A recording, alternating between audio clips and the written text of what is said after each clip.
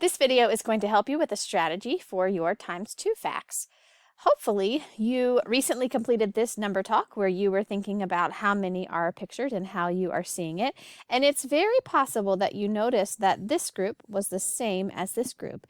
And so you could think about this like two groups of 9. And you could think about 9 times 2, or you might think about 9 plus 9 would give you 18. This is the idea of what we're going to use as we talk about times 2 facts, this idea of adding two groups that are the same. So let's take a look.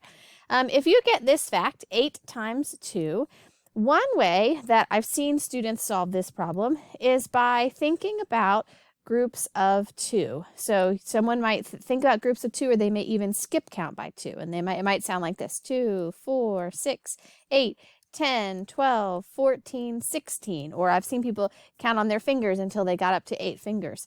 That's totally fine. That is one way to do it. But I want to show you that because we know the commutative property, the commutative property says we can change the order when we are multiplying and still get the same the same product.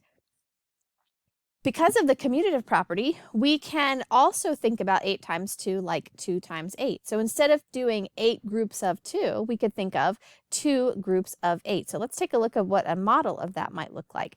So we can see here that I have a group of 8 and another group of 8.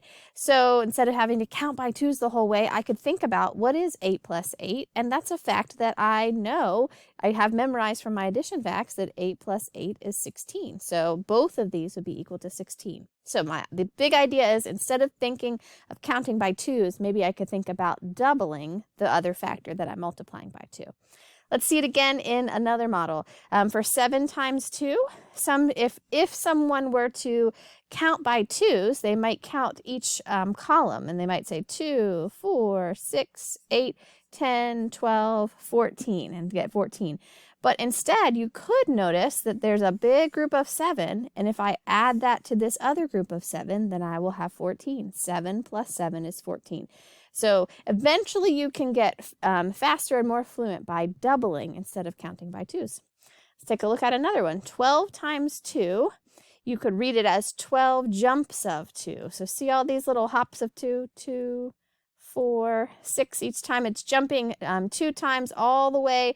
This is 12 jumps of 2, all the way it lands on 24. Well, instead of counting by 2s that many times, I can think of the commutative property and do 2 jumps of 12. So I can think about what would 12 plus 12 be, and that's actually a problem I can do in my head. 12 plus 12 is 24. So I thought of doubling instead of counting by 2s.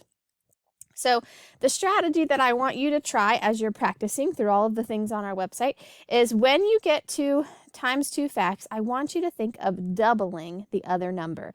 Try that instead of counting by 2s every time, and see if eventually it can help you work to where those 2 facts are automatic for you.